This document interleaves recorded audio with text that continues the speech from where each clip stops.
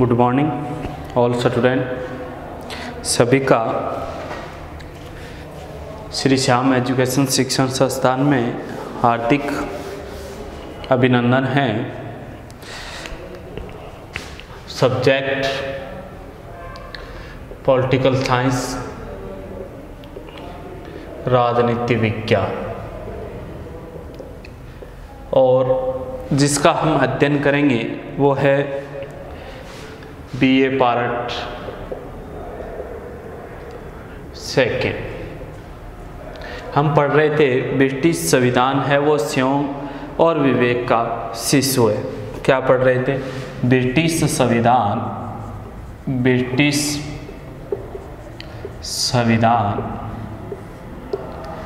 स्योंग व विवेक का शिशु है।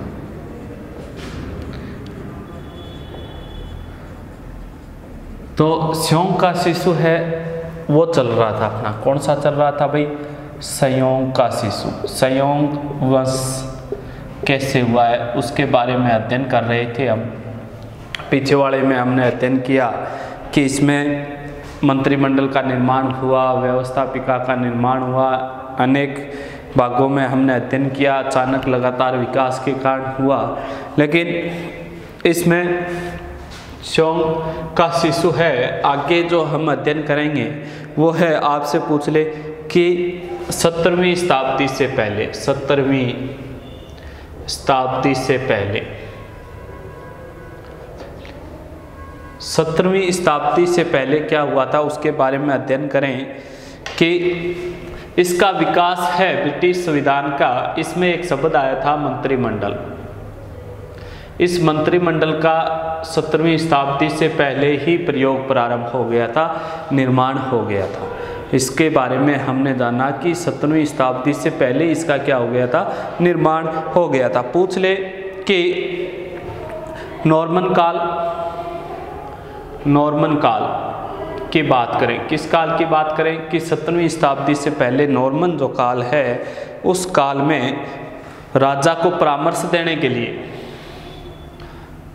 सम्राट को सलाह देने के लिए दो संस्थाएं बनी थी। कितनी संस्थाएं? दो संस्थाएं कि दो संस्थाओं का निर्माण किया गया था। एक का नाम दिया गया था, पूछ ले, पहली जो संस्था थी वो थी बुद्धिजीवों की संस्था। क्या नाम था भाई? बुद्धिजीवों की संस्था। पहली जो संस्था है उसका नाम क्या दिया गया था? बुद्धिजीवों की सभा या संस्था। इससे पूछ ले। दूसरी पूछ ले आपसे कि दूसरी का क्या नाम दिया गया था? शाही परिषद। क्या कहोगे? शाही परिषद। तो कितनी संस्थाएं बनी थी? दो संस्थाएं बनी थी। तो प्राचीन काल में 17वीं शताब्दी से पहले ही मंत्रिमंडल का निर्माण किया गया था। ये स्योंग है कि राजा को सलाह देने के लिए कितनी संस्थाएं बनाई गई थी? दो, बुद्धिजीवों की और शाही परिषद। तो ये क्या हुआ है? स्योंग हुआ है, अचानक से चला आ रहा है। फिर पूछ ले 17वीं शताब्दी के बाद, ये तो पहला, ये 17वीं शताब्दी से पहले की बात है, पूर्व की, और ये 17वीं शताब्दी से के बाद। कौन सी शताब्दी के बाद? 17वीं शताब्दी के बाद का अध्ययन करेंगे। इसमें पूछ ले आपसे कि जो प्रिवी काउंसिल बनाई गई थी ये 50 सदस्यों से अधिक हो गई थी, विस्तार हो गया। 50 सदस्य इसमें क्या हो गए थे? प्रिवी काउंसिल में सम्मिलित हो गए थे 17वीं शताब्दी में। और इसमें परामर्श देने के लिए, सम्राट को परामर्श देने के लिए, सम्राट को परामर्श देने के लिए किसको परामर्श देने के लिए 5 व्यक्ति। कितने व्यक्ति भाई? 5 व्यक्ति। पूछ ले, सम्राट को सलाह देने के लिए 5 व्यक्तियों की सभा बनाई गई थी। पूछ ले, किलफर्ड 5 व्यक्ति कौन कौन से हैं? पहला है किलफर्ड, दूसरा आपसे पूछ ले तो दूसरा बताओगे ओलिगटन, ओलिगटन। तीसरा व्यक्ति का नाम पूछ ले तो आप बताओगे बकिंघम, बकिंघम। और चौथे व्यक्ति का नाम पूछ ले तो क्या बताओगे भाई, एस्ले, एस्ले। और पांचवें व्यक्ति का नाम पूछ ले तो बताओगे लाडरडेल, लाडरडेल। तो कितने व्यक्तियों की सभा बनाई गई थी? 5, किलफर्ड, ओलिगटन, बकिंघम, एस्ले, लाडरडेल। 5 व्यक्तियों की सभा बनाई गई थी। और ये सभा है, इनके पहला अक्षर लिया गया था, सभी का पहला अक्षर लेके कबाल, कबाल संस्था बनाई गई। कौन सी संस्था? कि इनके पहले अक्षर से कौन सी संस्था बनी है? कबाल संस्था बनी है, जो आगे चलकर कैबिनेट बन गई। कबाल से क्या बन गई भाई? कैबिनेट। कि ये स्योंग ये कि चार्ल्स द्वितीय जो शासक बनता है वो 5 व्यक्तियों की सभा बनाता है। कितने व्यक्तियों की? 5 व्यक्तियों की। तो ये स्योंग ही हुआ है, उनका पहला अक्षर लेके कबाल नाम की एक संस्था बनाई थी उन्हीं के नाम से, लेकिन वो आगे कबाल क्या बन गया? कैबिनेट बन गया। कैबिनेट बन गया, मंत्रिमंडल बन गया। तो ये क्या हुआ? एक स्योंग ही हुआ है। पूछ ले आपसे, फिर पूछ ले कि धीरे धीरे इनमें परिवर्तन आता गया और इस प्रकार से मंत्रिमंडल इनका निर्माण होता गया। पूछ ले आपसे आगे 18वीं शताब्दी की बात करेंगे। अब कौन सी शताब्दी की? 17वीं शताब्दी की बात कर ली तो 18वीं शताब्दी में ऐसा क्या हुआ था?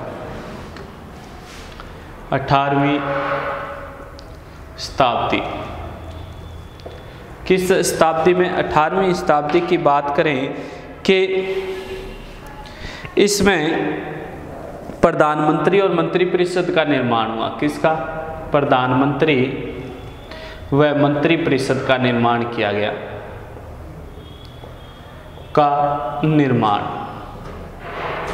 कि 18वीं शताब्दी में प्रधानमंत्री और मंत्रिपरिषद जैसे शब्दों का प्रयोग किया गया, बनाया गया। विश्व का प्रथम प्रधानमंत्री बना था, विश्व का प्रथम प्रधानमंत्री। पूछ ले आपसे विश्व का पहला प्रधानमंत्री किसे बनाया गया? तो कहोगे सर रॉबर्ट वालपोल। कि विश्व का पहला प्रधानमंत्री सर रॉबर्ट वालपोल को बनाया गया था। पूछ ले रॉबर्ट वालपोल ने क्या किया था? कि त्यागपत्र देके सर रॉबर्ट वालपोल ने सबसे पहले क्या दिया था? अपने पद से इस्तीफा दिया था, त्यागपत्र दिया था। और पूछ ले कि सर रॉबर्ट ने त्यागपत्र दिया था तो उसके साथ मंत्रिमंडल को भी क्या देना पड़ा था?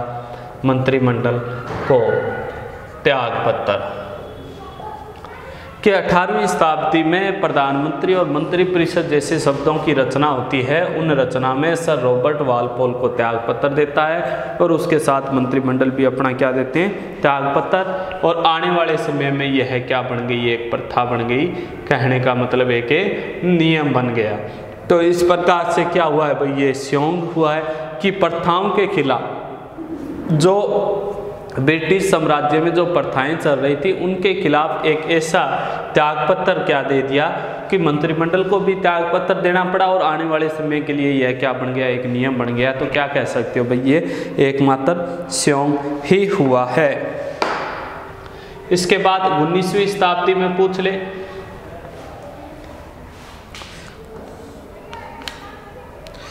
19वीं शताब्दी आधुनिकता की भी बात कर लें कि आधुनिक दृष्टिकोण में ऐसा क्या हुआ था? तो आधुनिक दृष्टिकोण में पूछ ले मताधिकार का प्रयोग प्रारंभ हुआ। किसका? मताधिकार का प्रयोग।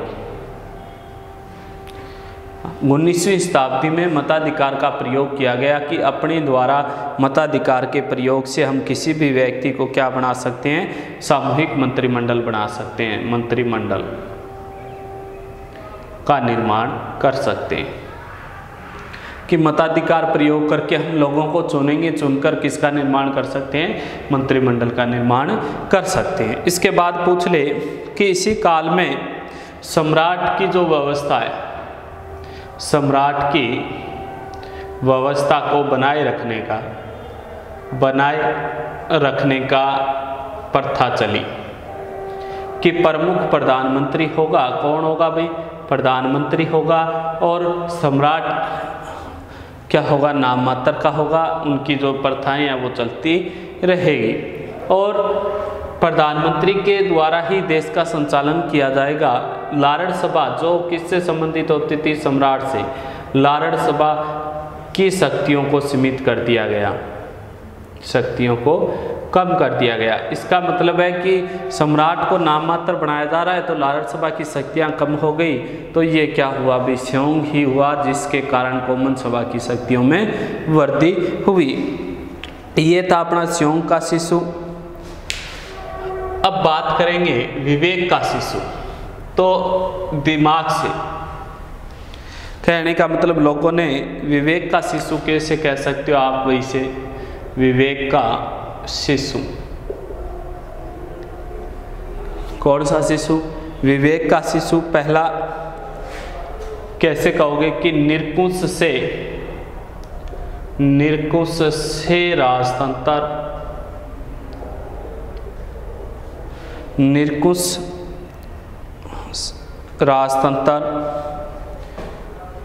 निरंकुश राजतंत्र से संवैधानिक राजतंत्र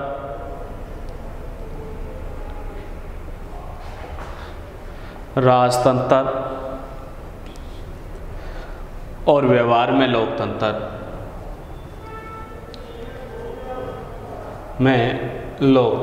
पहला कारण क्या बताओगे कि निरंकुश राजतंत्र।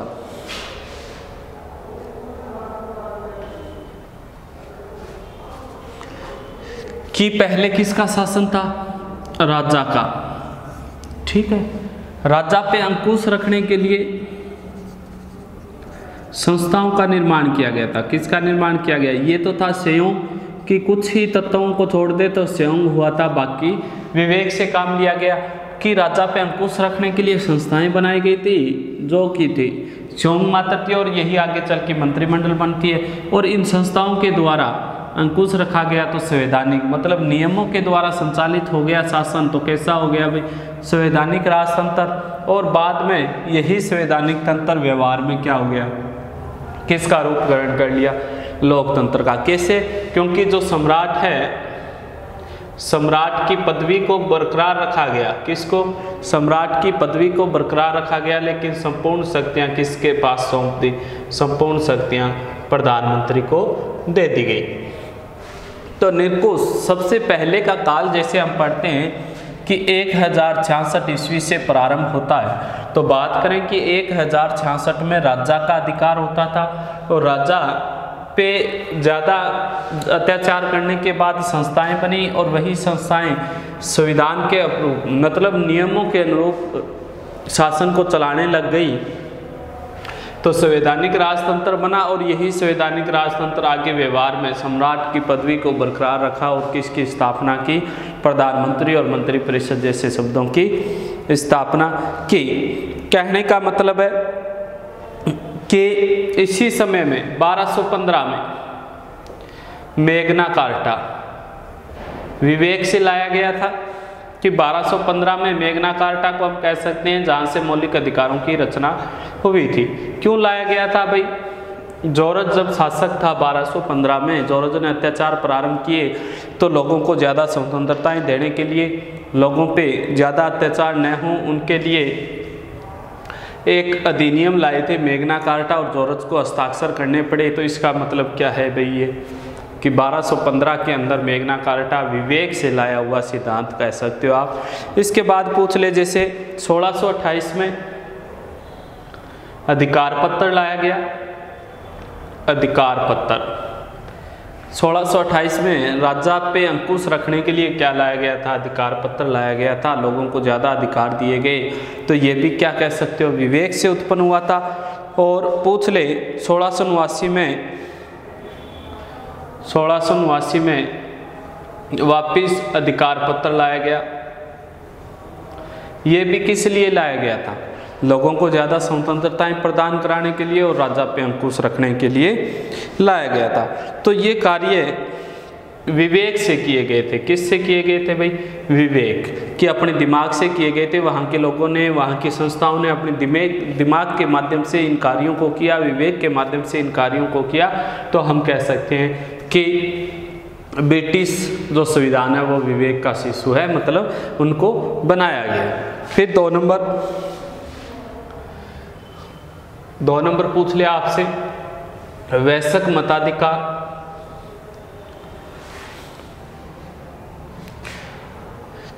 वयस्क मताधिकार गुप्त मतदान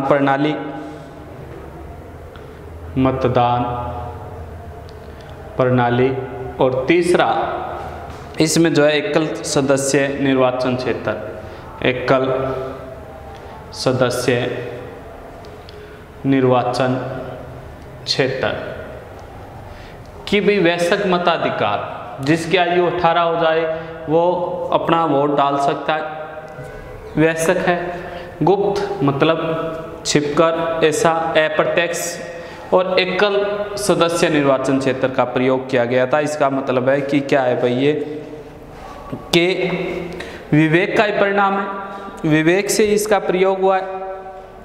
तो 1832 में, जैसे 1832, 37, 67, 1867, पूछ ले 84, 1884 और 1918 सुधार अधिनियम में क्या लाया गया था? इनमें सुधार अधिनियम। सुधार अधिनियम का मतलब है कि ज़्यादा से ज़्यादा पहले वाले में सुधार करना, और मताधिकार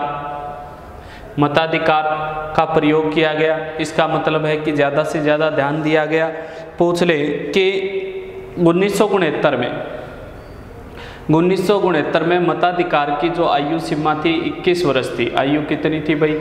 21 वर्ष। कि 1969 में 21 वर्ष की आयु को घटाकर कितना कर दिया गया? 18 वर्ष से कर दिया गया। कि वह मताधिकार का प्रयोग 1969 की बात करें तो 1969 में 21 वर्ष की आयु थी। कितने वर्ष की आयु बताओगे? 21 वर्ष की जिसकी आयु हो गई है वो मताधिकार में प्रयोग कर सकता है, लेकिन इससे कितनी कर दी गई? 1918 में 18 वर्ष से कर दी गई। फिर पूछ ले कि उसी प्रकार 1872 में गुप्त मतदान प्रणाली का प्रयोग हुआ। किसका हुआ भाई? गुप्त मतदान प्रणाली का। पूछ ले गुप्त मतदान प्रणाली का प्रयोग कब किया गया? 1872 में किया गया। और पूछ ले कि 1948 में बहुल सदस्य, कैसे सदस्य? बहुल सदस्य निर्वाचन क्षेत्र को हटाकर कैसे निर्वाचन क्षेत्रों की व्यवस्था कर दी गई? एकल। कि बहुल सदस्य निर्वाचन क्षेत्र को 1948 में हटा के कैसी व्यवस्था की गई?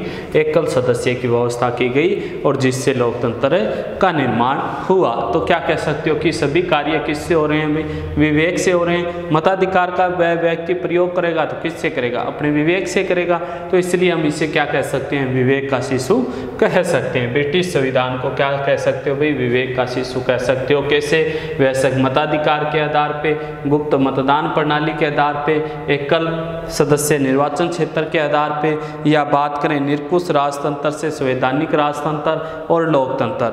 फिर पूछ ले 3 नंबर, लॉर्ड सभा कौन सी है भाई? लॉर्ड सभा पर लोक सदन की श्रेष्ठता, पर लोक सदन की श्रेष्ठता।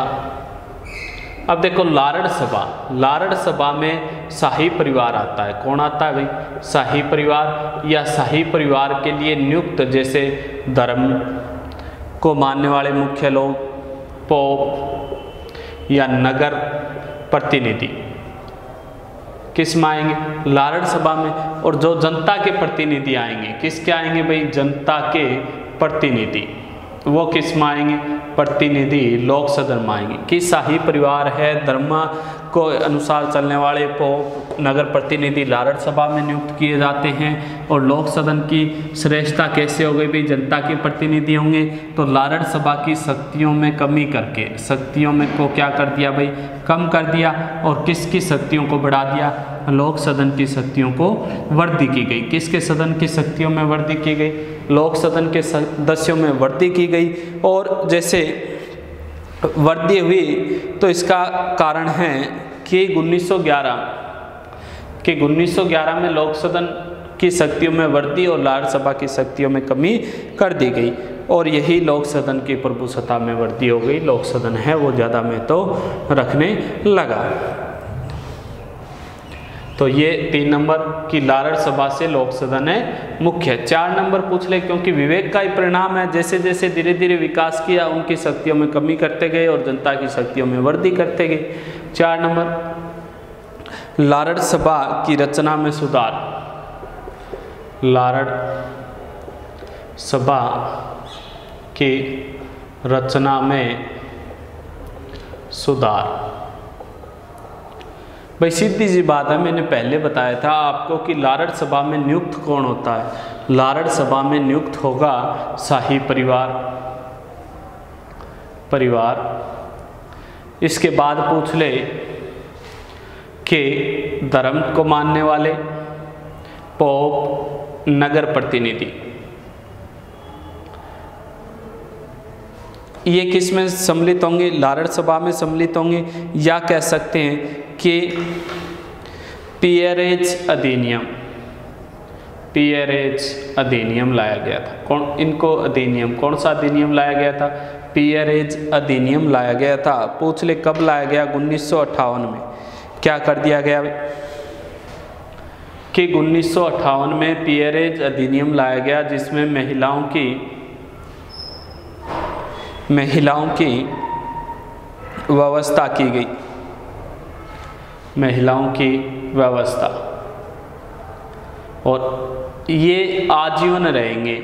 मतलब महिलाओं की व्यवस्था, महिलाएं भी क्या ले सकती है, लारड़ सभा में भाग ले सकती है, जो क्या रहेगी, आजीवन पीयरों की व्यवस्था की गई कि ये आजीवन, इनके कोई चुनाव नहीं होंगे, ये जैसे हैं वैसे ही पद पे को ग्रहण करते रहेंगे। और